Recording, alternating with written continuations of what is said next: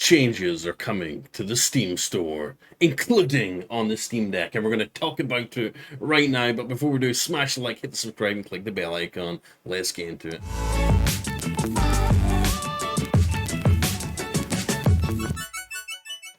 Welcome back, guys, to another video. So, Valve won't be allowing awards and reviews on Steam Store images starting September. Now, I've got an example here that I could show you right now. If you look at Sekiro, Shadows Die Twice, you know how they've got like a little Game Awards logo on there? A little badge that tells you it's the game of the year.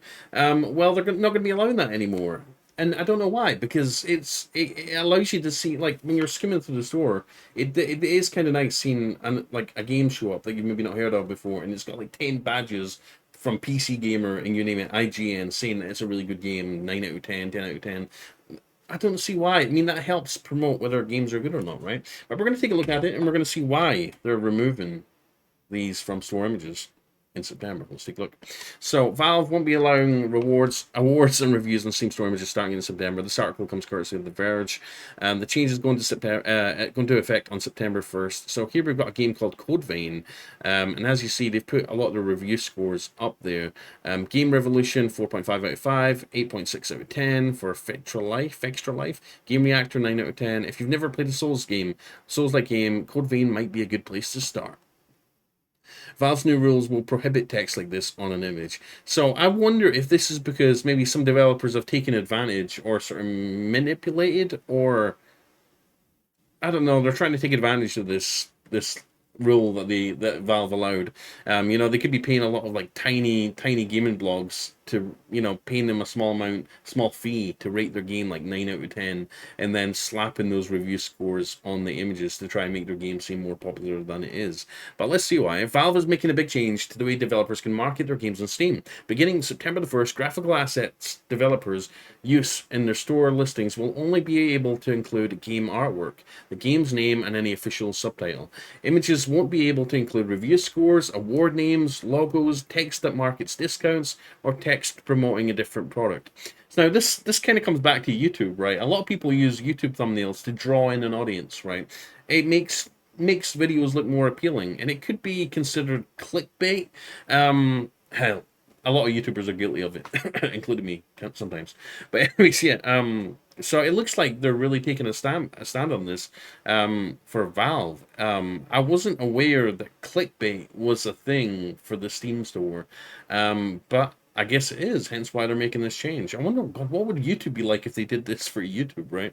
So, anyways, the new rules could prove to be a drastic shift for some developers, as they may rely on reviews or awards on their images in an effort to stand out from the humongous number of games available on Steam. Even some developers of well-known games will have to make changes. While writing this article, I saw promotional images of Hades and It Takes Two on Steam that featured awards.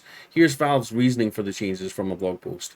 It's their goal to make it as clear and straightforward as possible for customers to find games to buy and play on Steam.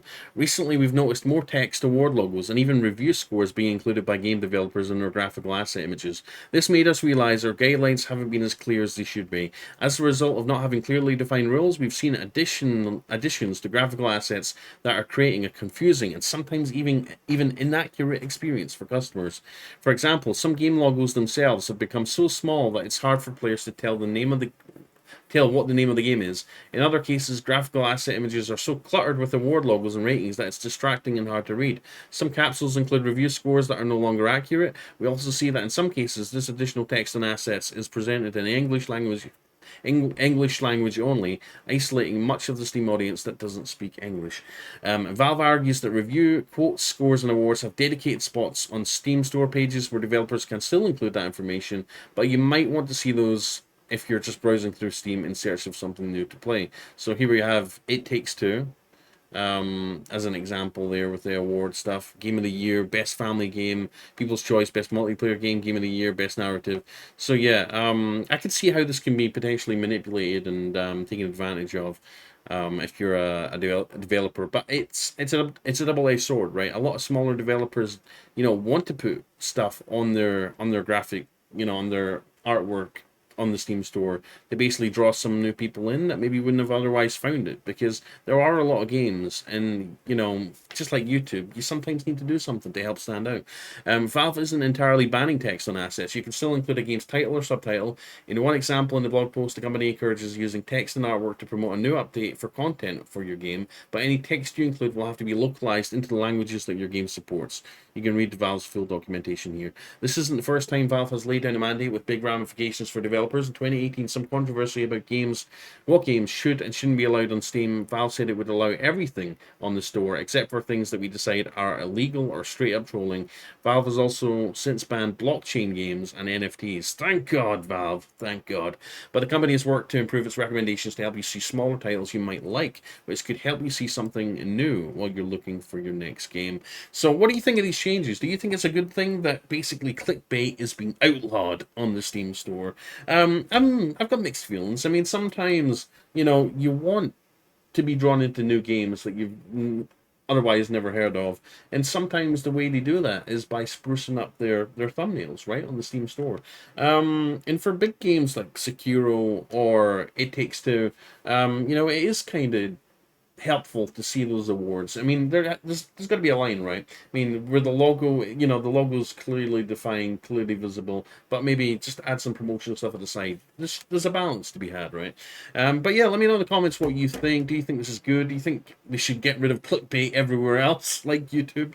Let me know in the comments. Anyways, guys, thank you for watching. I'm Blaze2K. Please like, subscribe, click the bell icon for notifications for the new best videos on the internet. I wish. But anyways, guys, have a good day. Love you. Peace out.